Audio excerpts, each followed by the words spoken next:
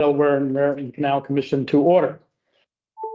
In compliance with the Open Public Meetings Act, NJSA 10:4-6, notice of this meeting was given by way of annual notice filed on December 16th, 2025, with the Times, the Hunterdon County Democrat, the Star Ledger, the county clerks of Hunterdon, Mercer, Middlesex, Monmouth, and Somerset counties, the municipal clerks within the commission's review zones, and posted on the NJDEP boards, councils, and commission's calendar webpage.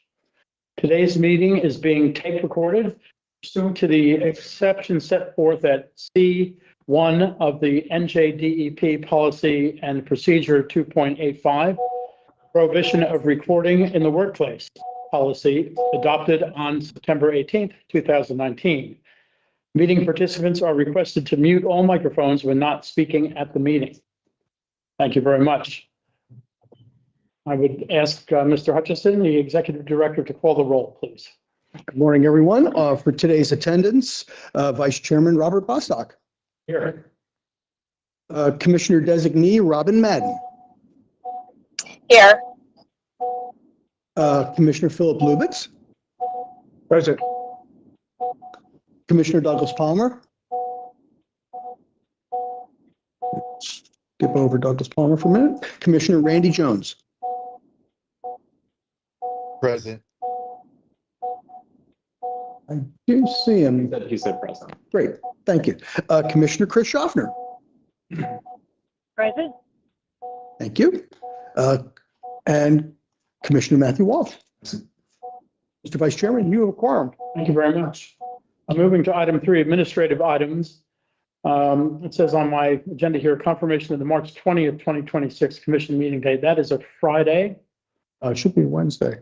So I think it should be the 18th. We have made a mistake then. Yes. Thank you very much. I only know that because that's my birthday on the 20th. And I was looking forward to a cake here or something, but I guess not. So March 18th, confirming the March 18th, 2026 commission meeting date. Does anyone have any concerns about that date? If not, that will be our next meeting, Wednesday, March 18th, 2026. Moving on to item 4, the minutes of the meeting of January 21st, 2026. Will I have a motion to accept the minutes? I'll move those minutes. Make a motion. And a second? Second. Second, does anyone have any additions, deletions, or corrections to the minutes? If not, I will ask the Executive Director to call the roll. On the motion by Commissioner Schaffner, seconded by Commissioner Walsh to approve the minutes of the January 21st, 2026 meeting, Vice Chairman Bostock. Aye. Commissioner Designee Robin Madden. Yes. Commissioner Philip Lubitz. Yes.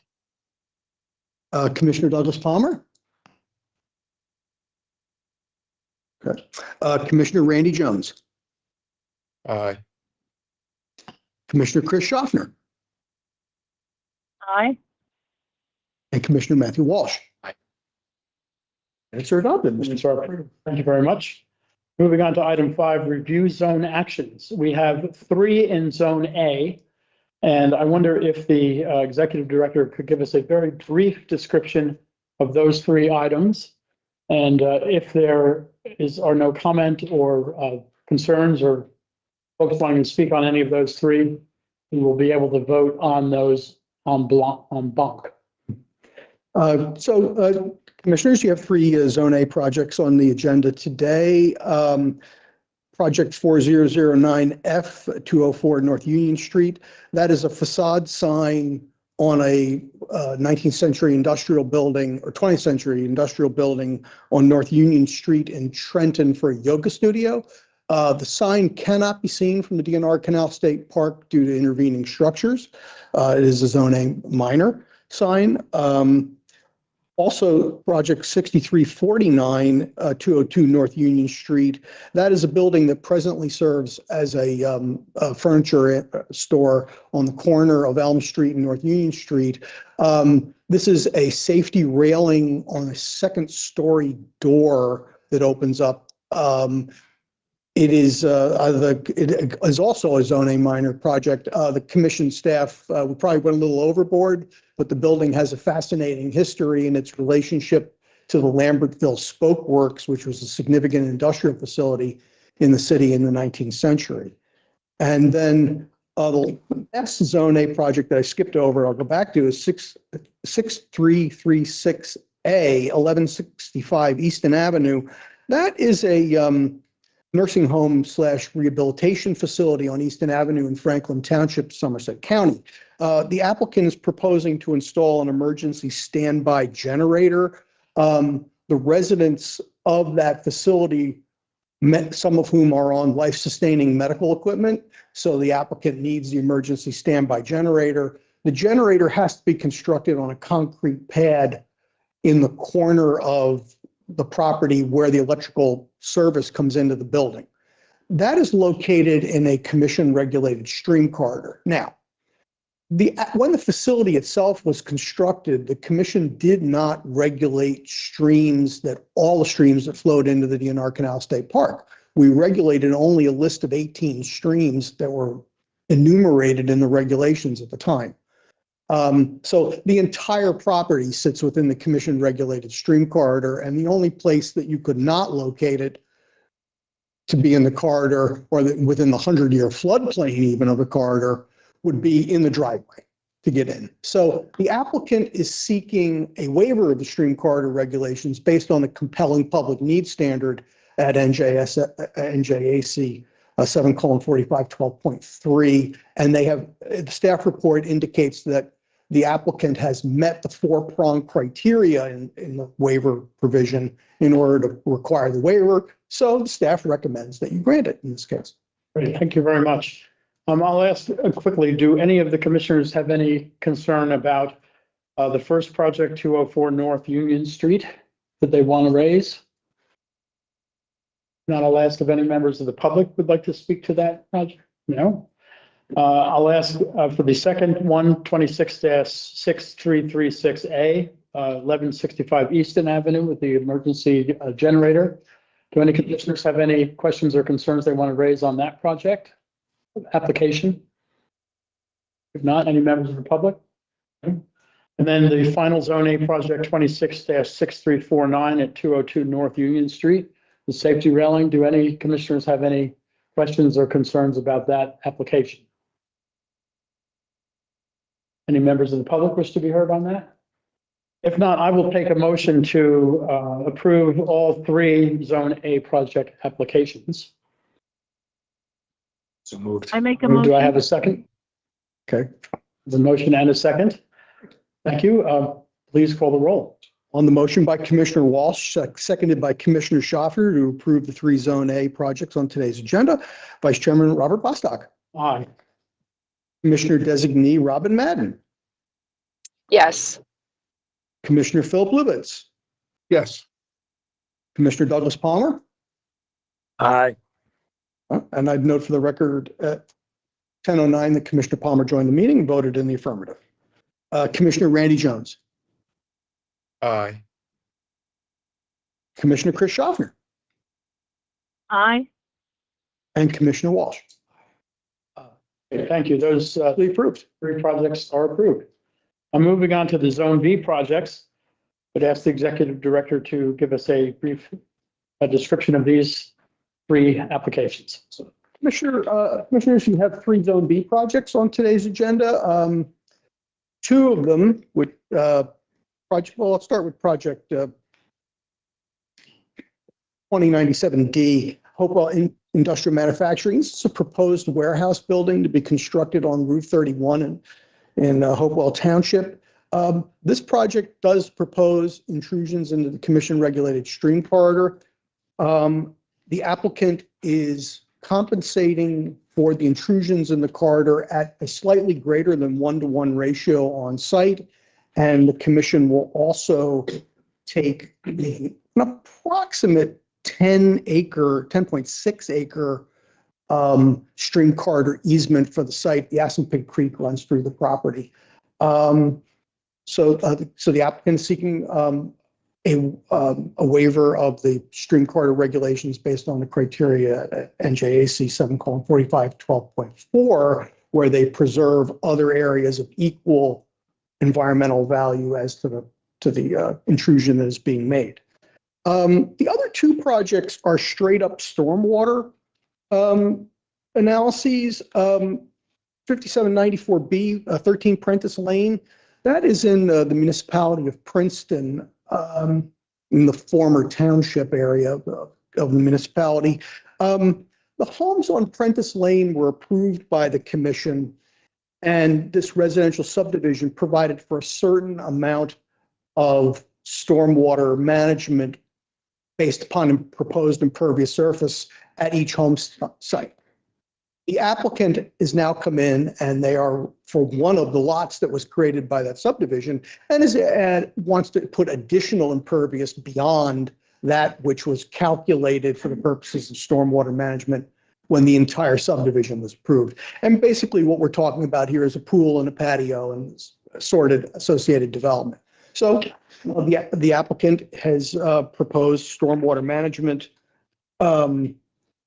a BMP in the measure, BMP measure that consists of an on-site rain garden, small-scale bioretention basin to address the additional stormwater attributed to the pool and patio. The other project we have is also another straight-up engineering analysis for stormwater is Little Brook Elementary School. This is also in the municipality of Princeton. Little Brook Elementary is one of the municipal schools that was constructed in the late 1950s.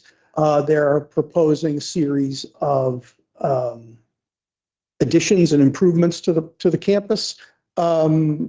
There is no stream corridor implications to the project. It's far enough away from, I believe it's Harry's Brook, so that there is not any stream corridor implications. It's just straight up engineering analysis, and we found the applicant to be in compliance. Great, thank you very much.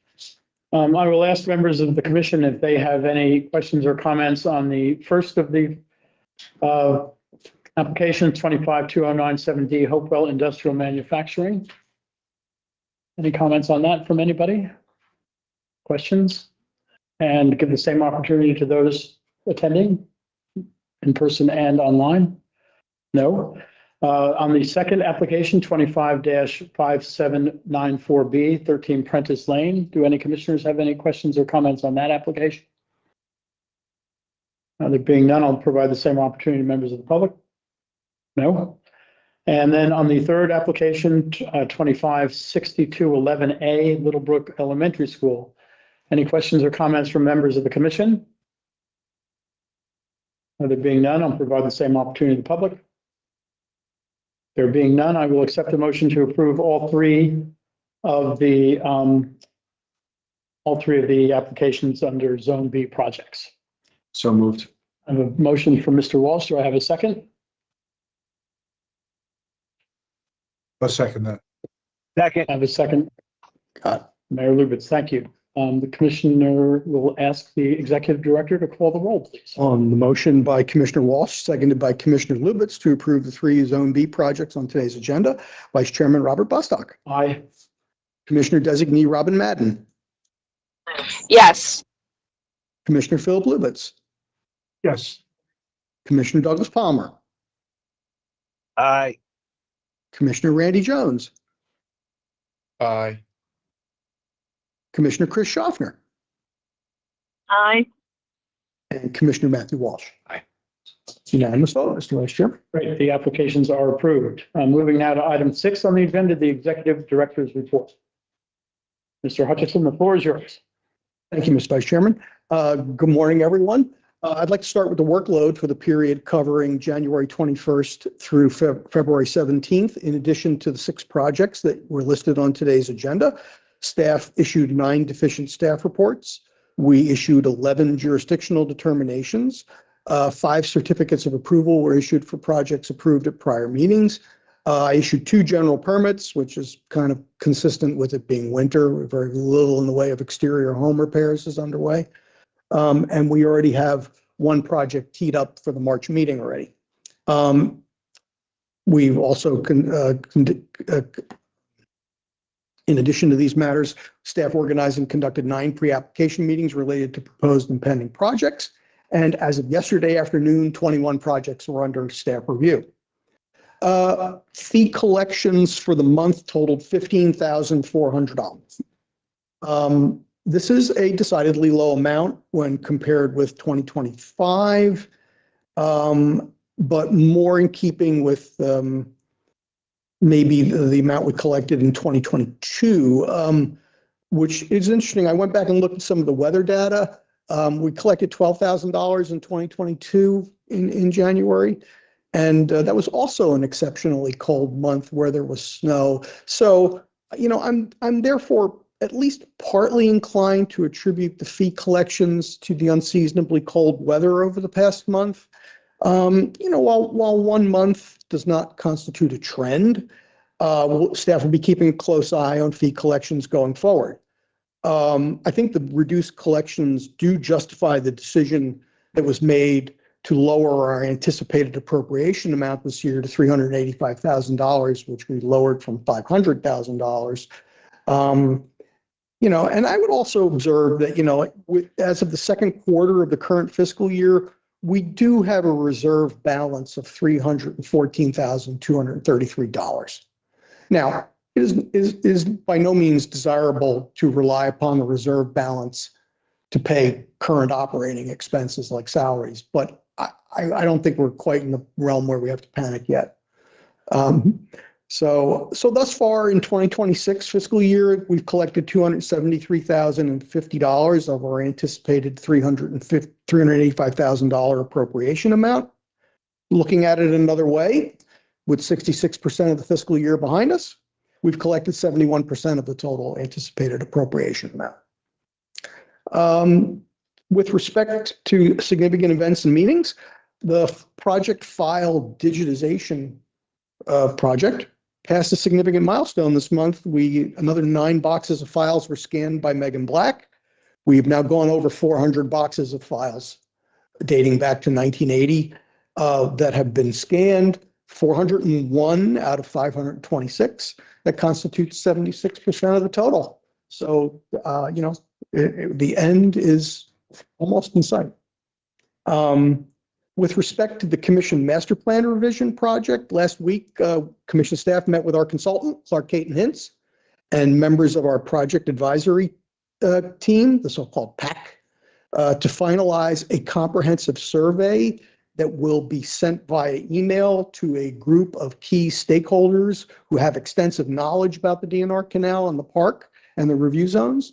The purpose of the survey is to get what we think will be valuable information from the stakeholders that will serve as a foundation for a sort of a broader effort to reach out to elected officials and the public as part of the master planning process. Hopefully also the information collected from stakeholders will be reflected in our plan's recommendations when the process is nearing completion. Also, in order to ensure that the public engagement process is as robust as possible, we plan to bring our stakeholders in and in the coming weeks for roundtable discussions, which will be held at CCH's offices in Trenton. And we want to explore their views about whatever topics concern them and what may be issues about specific geographic areas of the park. More detailed work on our public engagement is going to be undertaken by one of the technical advisory committees, or TACs, because you can't have a master planning process without acronyms. The other TACs will focus on areas of history and archaeology, environmental policy and land use, water supply, recreation and open space, as well as legislative and regulatory reform and governance issues. The PAC is now meeting twice a month, and the work of the TACs should get underway soon. So stay tuned on that. Hunter Research, who is the consultant for conducting the next version of the Commission Historic Structure Survey, is continuing their background field work this month. Despite the weather conditions, Hunter's professionals were out in the field. They were surveying several buildings now in the vicinity of Griggstown in Franklin Township. To put it in perspective, at this point, 33 of the 62 extant buildings within the canal park, which is about 50%, have been surveyed by Hunter Research. Also, Hunter has surveyed 165 of the 615 parcels or lots which constitute the D&R Canal State Park, which is around 27%. So, when expressed as mileage, as we often refer to the canal by its mileage, that's about 23 miles of the park that have been surveyed with about 45 miles to go. So about 30% of the linear distance. So, despite the bitter cold and the snow and, Hunter Research has been out there doing an outstanding job. And I'm really excited to see what they've come up with. And then finally, Darlene Uhas is busy working on our 2025 annual report, the preparation of which is required by our enabling statute. And for those of you who have not sent in your biographical information, Darlene will be reaching out to nudge you so that project remains on track. Mr. Vice Chairman, that is all I have this month. If you have any questions, I'd be happy to respond. Thank you. Do any members of the commission have any questions or comments for the executive? Yeah, this is Phil Lewis. I do have a question. Thank you for the report, John. I was wondering, we're getting close to the conclusion of our third quarter. Do we have a process to inform or meet with the department in regards to the revenue coming in below significantly below the budgeted amount? Yeah, that's an excellent question, Commissioner Lubitz. Typically it has been the DEP Office of Management and Budget's policy not to conduct third and fourth quarter spending plan meetings. I have a first and second quarter spending plan meeting with several officials at the DEP Office of Management and Budget, but typically you don't get them in the third and fourth quarter because they're busy working on the department's budget for the upcoming fiscal year. However, the good news is that we have our budget liaison is Vanessa Montalto. She's an outstanding employee, and she and I have been trading emails, and we've been keeping very close contact with one another. And what's interesting to know is the reason Vanessa and I corresponded recently is, as you know, Colleen Maloney retired. What we were unaware of is that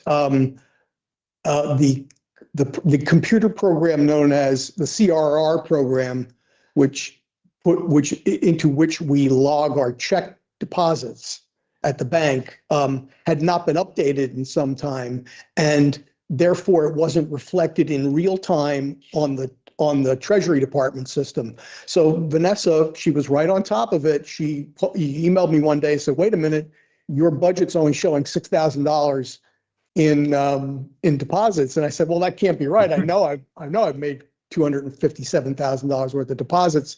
And sure enough, she stepped right in. We sorted it out. I would give a real big shout out to Brian LaPola of the Park Service staff, who helped us understand the computer program, the CRR program. And so now our real-time accounting is being reflected. And so it just goes to, it's a good example of how we're working very closely with DEP and Trenton to make sure that they're aware of the current fiscal condition commission. Excellent. Thank you for that, John. Appreciate it. Any other commissioners have questions for the executive director? I would just ask one question. I saw in the press a couple of weeks ago that someone who was hiking along the path in the Princeton area had, I guess, fallen into the canal or needed rescuing. Do we have any advice to people who are using? No, it's also a great question, Mr. Vice Chairman. I did hear about that, but I did not see a media report, and I did not get any notification of it from, say, New Jersey State Park Police or anything like that. That doesn't mean it didn't happen. Yeah. And it's entirely possible that Princeton PD handled it and did not forward the information to the state, which happens more often than you would think. I will leave it to, Commissioner Designee Madden, but I'd just like to say the Park Service regulations prohibit skating on the D&R Canal. Please do not do it.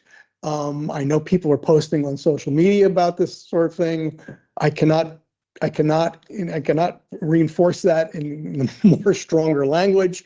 But no, I did not hear about the specific Princeton incident, but like I said, we can certainly follow up with Park Police to see how it went, but I would advise the public, please do not go on the ice in the canal. It's not as thick as you think it is, and the water underneath it, although albeit moving slowly, is moving. Thank you. So I'd just like to comment further. Can you guys hear me okay? Because I'm in the car. Sure can. Okay, so just to give you some awareness, we just recently posted, a Facebook message about staying off of the canal. The typical safety message, we do top of that, Vice Chairman. So if you take a look at the Facebook page, you'll see that we recently just posted a safety message. Great. Thank you very much for that. I was kind of astounded that, and apparently that happened like a mile away from the nearest road, and it took a little while to rescue this person, but thank goodness they were. I will follow up with the Park Police. Great. Thank you very much. Any other questions for the Executive Director? If not, we will move on to item 7, Delaware and Raritan Canal State Park Superintendent's Report. Good morning, everyone. So I am covering for the superintendent. So she just had a couple of things to share. Park maintenance staff has obviously been busy dealing with snow and ice removal. Park staff is accepting seasonal applications to fill a few positions at Bulls Island Recreation Area for the summer. So if anyone is interested or knows of people, please tell them to reach out to the Bulls Island office. And then lastly, park staff have been observing a lot of bald eagles recently along the river at Bulls Island throughout the month. And that's it for the superintendent's report. Great. Thank you very much. Moving on to item 8, New Jersey Water Supply Authority report. Good morning, everyone. I'll keep my report short this month because thank God, it was a quiet month. The Prosville Mill culvert and wastegate modification, there were addendums issued for that project. The bids are due today. I think it's either 10 or 1 o'clock today. I'm not sure. So we will have those bids, and the hydraulic control. The proposals for the RFPs, originally they were due the 15th, but an addendum was issued and they were due the 27th. I don't have any more information on that, what the numbers were. And like parks, our crews are dealing with the winter weather issues and breaking up the ice where we can and trying to keep the water flowing for our customers. That's all I have. Thank you. Any questions for either Ms. Madden or the New Jersey Water Supply? I forgot to ask under the first one. Do commissioners have any questions on either of those reports? If not, thank you. Item 9, executive session. I do not believe we need an executive session, so we'll tick that off. And item 10, any new business? Do any commissioners have any new business to bring before the commission? There being none. Old business? Any old business? There being none. Move now to item 12, public forum. Any members of the public, either online or in person, wish to be heard? There being none there. One of the first things I learned about running meetings is that a motion to adjourn is always in order, so I will ask. I will ask for I make a to motion. adjourn. Do I have a second? Second. All those in favor, say aye. Aye. Good. We're done. Thank you very much. Aye. Aye. Meeting stands adjourned. Thank you. Thank you, commissioners. Have a good rest of your day. Thanks, everybody. Thanks, everybody.